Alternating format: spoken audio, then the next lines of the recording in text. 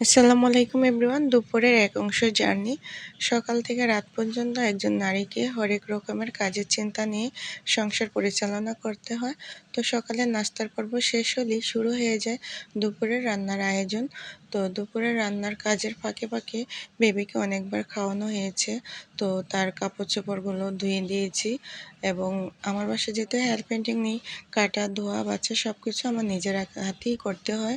তো আমি রানী, আমি প্রতি আমার নিজের কাজ নিজে করতেই স্বাচ্ছন্দ্য বোধ করি। হেল্প পেন্টিংয়ের মাধ্যমে কাজ করা একেবারেই আমার পছন্দ না। প্রত্যেকেরই যেহেতু একটা পার্সোনাল পছন্দ আছে, পরিষ্কার পরিচ্ছন্নতা আছে, সেই জন্যই আর কি আমার নিজের হাতে করা। তো রান্নার পরিশেষে আবার আলাদা পাত্রে করে আমার শ্বশুর এবং শাশুড়িকে নিচতলায় খাবার দিয়ে আসতে হয়। রান্না শেষ হলে আবারও চলে আসে আরেকটা জার্নি, বিছানা গোছানো, ঘর পরিষ্কার করা, গোসল করা এবং খাওয়া, ঘুমানো, নামাজ পড়া ইত্যাদি ইত্যাদি। তো একজন নারীকে আসলে কেউ বুঝতে চায় না, ভাবে যে কি এমন কাজ রান্নাবান্না।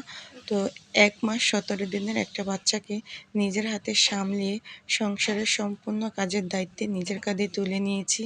তারপরও কারো কারো মনে হয় যে কিছু অংশ কাজ হয়তো করতে পারলেই ভালো হতো। ওই কাজটা ফেলে রাখলা কেন? এই কাজটা বাকি আছে কেন? করে নিলে কী বা সময় নষ্ট হবে?